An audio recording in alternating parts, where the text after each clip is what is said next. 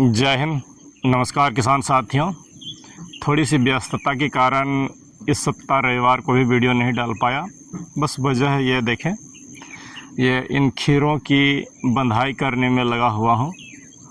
किसान साथियों, बस यही बताने का प्रयास कर रहा हूँ कि जितना आसानी से हम लोग बोल देते हैं खेती आसान है, देखिए आसान नहीं है। तो आज हम वीडियो में बात करेंगे कि खेती में आने वाली चुनौतियों और उसके सामना के बारे में। देखिए, खेती को अगर आप उद्योग का रूप देना चाहते हैं तो मैनेजमेंट अच्छा तरीके से करिएगा, तभी पैसा बन पाता है। बिना सोच विचारे खेती किए हैं और घाटा होगी। ये आज 2-3 दिन से लगा हूँ। ये देखिए सुंदर अब फसल चल रही है, ये नार बनने को तैयार हो गया। अब बंधाई करना ज़रूरी है। यही वो क्रिटिकल समय है किसान साथियों। ये जो फसल आप देख रहे हैं, यही समय है। अगर इस फसल में सफ़ेद मक्खी का अटैक हो गया, थ्रिप्स का अटैक हो गया और ये तेज़ी से नहीं बढ़ा तो आपकी पूंजी चौपट डूब जाती है। तो इन सब पहलुओं पर भी चर्चा करेंगे कि हम कैसे बेहतर रूप से ग्रोथ दें। क्या कर रहा हूँ ये देखें। बीज वैरायटी तो आपको बता ही दिए थे। इधर के 2 कतार जो आप देख रहे हैं, ये अक्षय सीड्स का विराज है, और इधर के जो 2 कतार आप देख रहे हैं, ये देसी सीड्स हैं। मैं हमेशा देसी को ही चॉइस करता हूँ, लेकिन इस बार ये अक्षय का विराज लगाया हूँ। कहना साफ है कि इसमें डाउनी, पाउडरी और वायरस से रेसिस्टेंट है। तो देखते हैं कितना होगा। बस जो करता हूँ वही आपको बताता हूँ। कुल मिला करके अभी इस प्लॉट पर 6 से 7 वैरायटियाँ लगी हुई है। तो ये देखें, सबसे पहले अभी जो वीडियो नहीं डाल पाने का कारण है कि इनकी गुड़ाई किया। ये एक दिन गुड़ाई किया रविवार को, फिर खूंटे की गड़ाई कर रहा हूँ, खूंटे गाड़ रहा हूँ, और इसमें साथ ही रोज़ पोषण भी देना ज़रूरी है। ये जो आप छोटे छोटे पौधे देख रहे हैं, इन्हें अगर आप सोचेंगे कि एक बार हम खाना दे दिए हैं और खेती हो जाएगी, तो बिल्कुल असंभव है। छोटे बच्चे के जैसा थोड़ा थोड़ा 05234, कभी 0050, कभी मैग्नीशियम, इन सबों को धीरे धीरे हल्का हल्का डोज में देते जा रहा हूँ, ताकि ये इनका विकास समुचित रूप से हो। आइए सबसे पहले बात करते हैं मचान जो बना रहा हूँ। एकदम इस बार नए बांस लिया हूँ, क्योंकि हर वर्ष कहीं ना कहीं टूट जाती थी, तो इस बार सारे बांस को बदल के नया लिया हूँ। बांस की साइज़ देखें, मोटाई देख लें। कीमत सुनेंगे तो आप चौंक जाएंगे। सबसे पहले बात करते हैं हाइट की। तो एक खूंटे की हाइट जो है 8 फीट लिया हूँ। 2 फीट ज़मीन के नीचे गाड़ा हूँ, 6 फीट वो ऊपर रहेगा। आप अपनी ऊंचाई के अनुसार ही मचान बनाएं। देखिए, अगर मैं 6 फीट का हूँ तो 6 फीट से थोड़ा सा कम रखा हूँ बांस के हाइट को, ताकि हमें स्प्रे करने में सुविधाजनक हो। एक बांस से दूसरे बांस की जो दूरी रखा हूँ वो 9 से 10 फीट रखा हूँ। किसी में देखिए इसमें लगभग 12 फीट भी है। तो आम तौर पर आप 8 से 10 फीट के बीच ही बांस से बांस की दूरी रखें। एक बात और बता दूं कि खेती में कॉस्ट कटिंग करना बहुत ज़रूरी है। मचान की लागत को अगर आप दिमाग लगा के नहीं करेंगे तो डूब जाइएगा। ये आम तौर पर 1 एकड़ की मचान के लिए इस तरह के बांस आपको 750 लग जाएंगे, क्योंकि मेरे 3 लाइनों में 1 लाइन पर 15 खूंटे लग रहे हैं। तो 1 एकड़ में इस तरह के 45 लाइन बनते हैं। तो 700 से 750 के बीच बांस लगेंगे। आपके वहाँ कितना में मिल पाता है ज़रूर बताइएगा। मैं जो एक बांस ख़रीदा हूँ 12 से 15 रुपया में ख़रीदा हूँ। मैंने एक खूंटा नहीं, एक बांस बड़ा जो लंबा होता है, उसमें से 3 से 4 पोल बने हैं। आमतौर पर 4 से 5 रुपये में मुझे एक बांस मिल जाता है। झारखंड में कमोबेश हर जगह 20-25 रुपये, 30 रुपया में एक बांस आराम से मिल जाते हैं। मुझे 15 रुपये में मिली है। कटाई लगा है, ट्रांसपोर्टिंग अलग लगा है। तो आगे बात करते हैं किसान साथियों। ये जो अब इसमें आप पेट वायर देते हैं, ये करते हैं, मैं नहीं, मैं पुराना जो धागा रखा हूँ। आज आपको कुछ कुछ पुरानी बातों को ही बताने जा रहा हूँ। ये देखिए पिछले वर्ष की धागा को इस झोले में समेट के रखा हूँ। ये ऊपर में मैं पेट वायर नहीं, इस रस्सी का प्रयोग करता हूँ। कई एक साल चल जाएंगे, पिछले साल से पहले का भी है, 6-7 सालों से यूज कर रहा हूँ। तो इस रस्सी को सबसे ऊपर में दूंगा। नीचे जो है, नीचे की अगर हम बात करें तो ये बीच में ये रस्सी रहेगी और फिर धागा से बुनाई करता हूँ। किसान साथियों, एकदम स्पष्ट बात सुन ले। इस समय आपको जो 2 स्प्रे बताया हूँ एकदम सतत समय पर लीजिए। घासों को नियंत्रण में रखिए।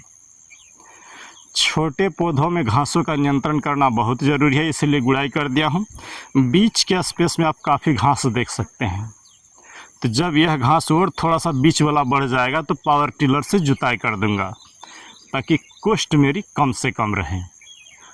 और जब पौधे काफ़ी बड़े हो जाए तो घास भी बढ़े तो कोई दिक्कत नहीं। लेकिन आपको कोई भी फसल लगाए हैं 45 दिन तक लगभग घास को रोक के रखना होगा ही।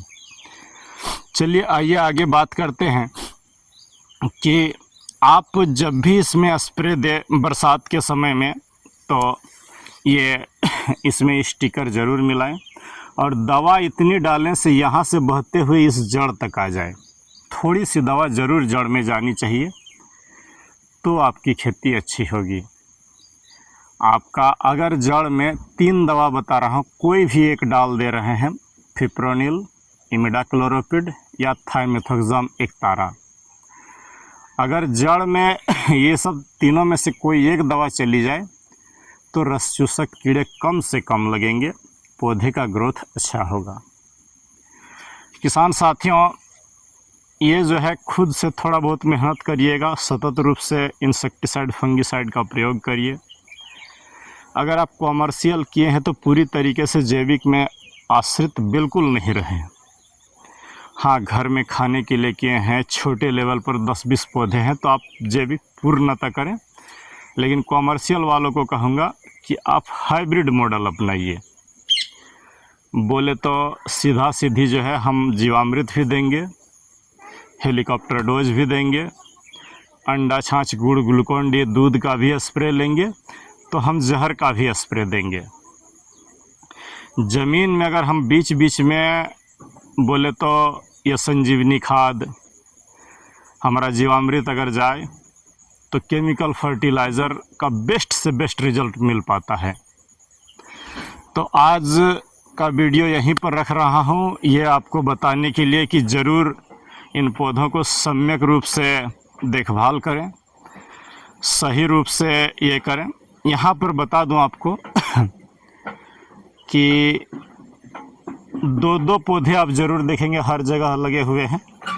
बीज बरसात में अधिक डालें, नहीं तो होता क्या है कि ये देखें यहाँ पर जर्मिनेट ही नहीं हुआ।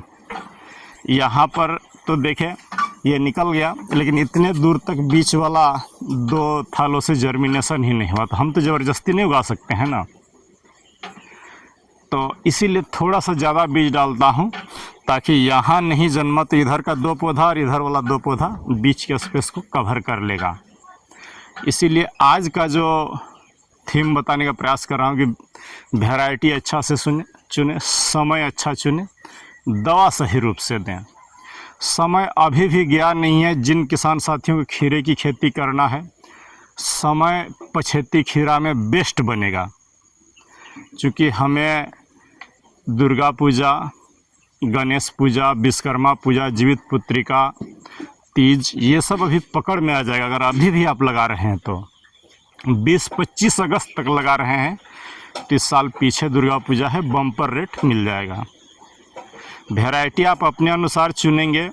मैं इसीलिए हाइब्रिड से के पीछे कम भागता हूँ कि हाइब्रिड आंधी तूफान के जैसा आएगा और आंधी तूफान के जैसा ख़त्म भी हो जाएगा। अगर बीच में बीमारी लग गया तो उसे रोक पाना बहुत ही मुश्किल होता है। लेकिन ये जो आप देसी देख रहे हैं, अगर इसमें बीमारी तो आएगा, ऐसा नहीं कि ये अमर है, बीमारी तो आएगा, लेकिन इसमें हम दवा देंगे तो ये ठीक हो जाती है। दूसरी बात है, अगले वर्ष के लिए इसमें आपको बीज खरीदने की ज़रूरत नहीं, खुद इसका बीज घर पर बना सकते हैं। लेकिन ये हाइब्रिड में महंगे बीज रोग से लड़ने की क्षमता कम होती है। इस बार इसलिए हाइब्रिड लगाया हूँ कि ये कहना है कि हाँ लड़ लेगा।